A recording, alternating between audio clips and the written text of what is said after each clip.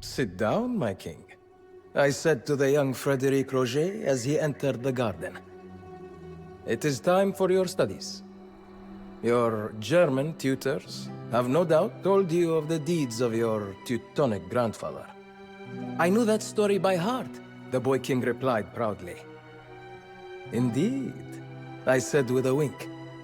But I will tell you of the other side of your family. For you are firstly a son of Sicily.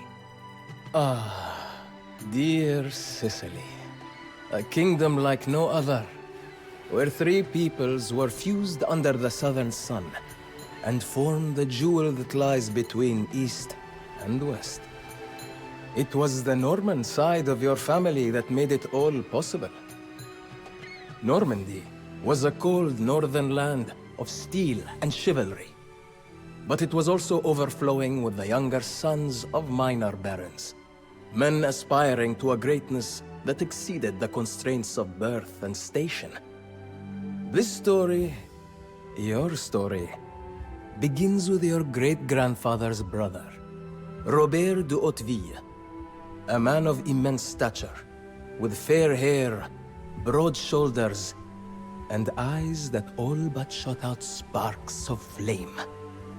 Robert was driven and possessed that incorrigible confidence that melts away doubts and allows ambition to keep pace with imagination.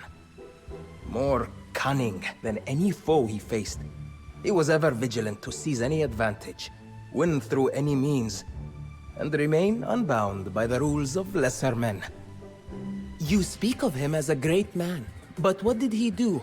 The boy king asked, his eyes now wide with childish enthusiasm. I answered. Robert was the first to unite all Italian Normans under a single ruler. But his origins were very humble. He came from Normandy to Italy with scarcely 30 followers, and sought fortune in this land that so often rewards those with the daring and brilliance to seize it. The Italians called Robert Guiscard, the cunning fox. In a few decades, he had brought all of southern Italy to heel. But his imagination and his cunning would carry him across the horizon to new conquests. Where did he go next? The boy king nearly jumped up as he asked. That is a story for tomorrow. Not even a king can learn all of history in a single day. I remained in the garden as young Frederic Roger hurried off, a smile resting on my face. Already, I could see in him the shadow of his forefathers. Perhaps one day, this boy would eclipse them all. Stories of Robert's successes in Italy inspired the Normandy broken by civil war. The Norman Duke, William, had not yet earned the title, the Conqueror, and was still a controversial young bastard, barely clinging to power. Many Norman knights, bloodied by civil war and lured by southern riches, set out for Italy. Robert's youngest brother, your great-grandfather, Roger de Hauteville, was among them, but he was different. Where Robert was ruthless and cunning, Roger was patient and chivalrous. He was motivated by love. Judith Devereux, cousin of Duke William, had stolen Roger's heart, and the two wished to be married. Judith's father, however, would never entertain the thought of his daughter marrying a mere landless knight. Roger had no choice but to go to Italy to prove himself worthy of the woman that he loved. But Robert Guiscard, like his brother before him, expected Roger to make his own way in Italy, as he had done years before. He offered Roger no lands and no knights. Fortunately for Roger, there was still a prize awaiting a man of his talents. An island ruled by Muslims for 2 centuries, but now divided between rival emirs, Sicily beckoned. Sicily was a land fitting for a man like Roger. Daring and ambitious, but also patient, chivalric, tolerant, and above all, motivated by love. He married his beloved Judith and settled in a Sicilian court. Roger Bosso, the Great Count, as your great-grandfather would come to be known, was more than a conqueror. Adopting the ways of the island, he fashioned a new eclecticism that gave Sicily its unique character and strength. I do not know these words, the boy king said sadly. Forgive me, my king. What it means is that the warm Mediterranean breezes, the cool marble colonnades, the bubbly fountains splashing among the lemon trees, these are marked on your soul. You are shaped by this land, where Catholic church bells and the Orthodox liturgy mingle seamlessly with the Islamic call to prayer. It is a heritage unlike any other, all thanks to your great-grandfather. The boy nodded. I did not think he could yet fathom just how unique his kingdom was. What did my great-grandfather do next? Asked the boy king. I know that you want to hear more of Count Roger, my young king. But there are many lessons to learn from the other Hautevilles.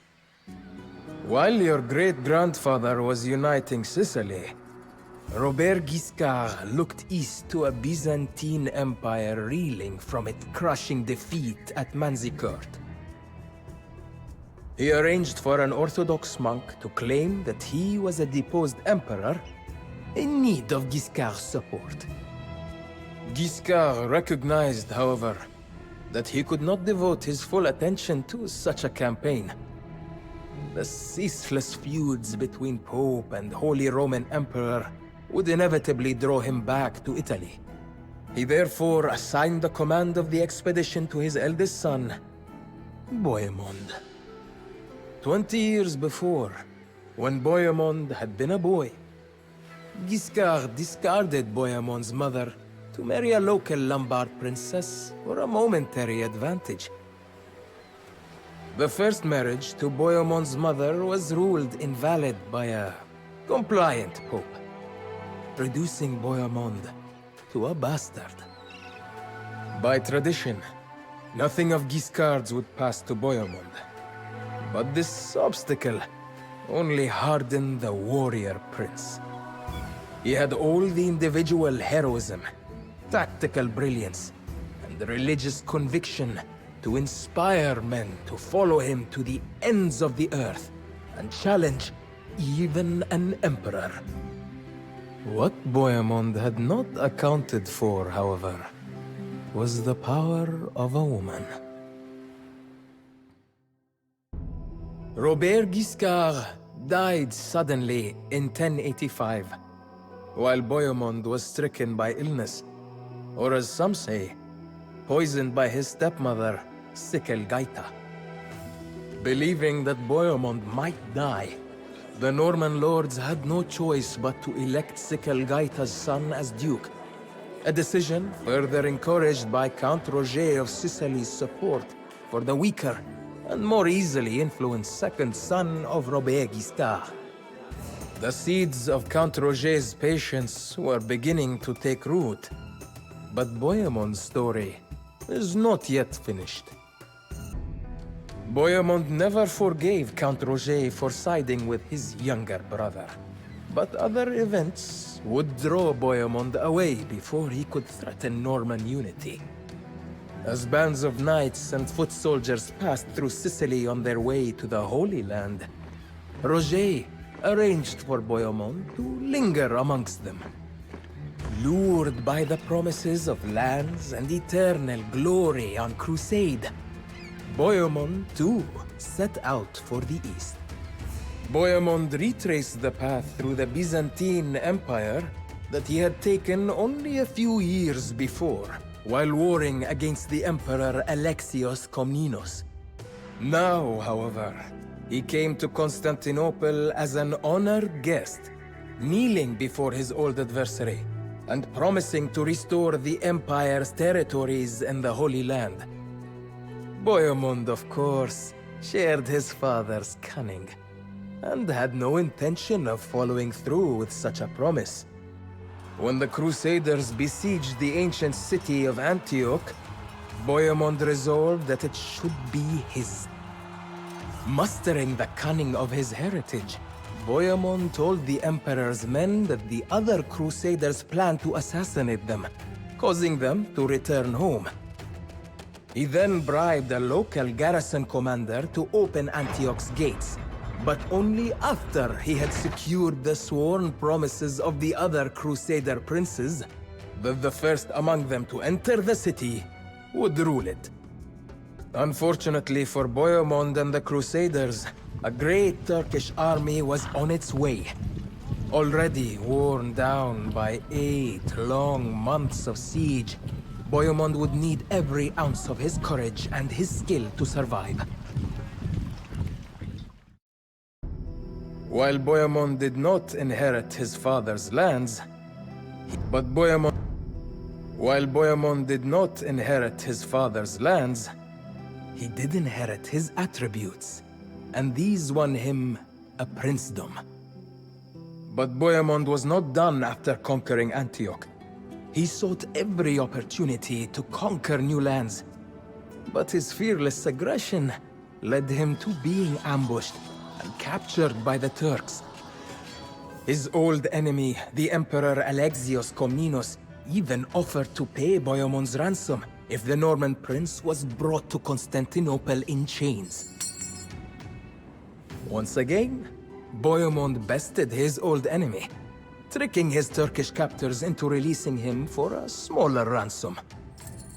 Years later, Bohemond again fought against the Emperor, but was surrounded by the Emperor's armies. He agreed to become a vassal of Emperor Alexios, but Bohemond's cunning had one last triumph. So that the treaty binding Bohemond to the Emperor would not include Antioch, Bohemond never again set foot in the city. He died in Sicily, leaving his son to succeed him in his hard-won Eastern princedom.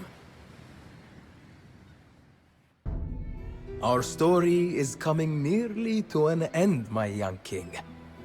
But I have not yet even told you of your grandfather, he who first wore the crown that now rests upon your head. It is a story that should sound familiar to you. Your grandfather's father, the great Count Roger, died when Roger II was only a boy.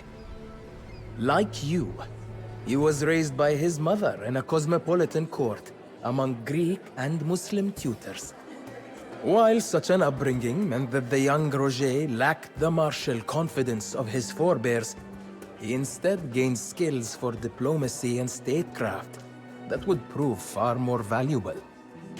At that time, Norman Italy was divided into 2 lordships: Apulia, ruled by Robert Guiscard's grandson, and Sicily, ruled by Roger. When his cousin in Apulia died, childless, in 1127, Roger claimed all Hautevilles lands in Italy, forming the United Kingdom of Sicily. But this growing power, and Roger's tolerance for peoples of all faiths, raised the suspicions of the Pope. Railing against the half-heathen prince, the Pope called a crusade. Roger's Norman vassals, led by his own brother-in-law, rose in rebellion, while a mighty German army, headed by the Holy Roman Emperor himself, marched down the length of Italy. But Roger had grander ambitions than fighting Normans and German princes. He had a kingdom to build. Poets, scientists, and artists came to Sicily from both the Islamic and Christian worlds, welcomed with admiration and tolerance.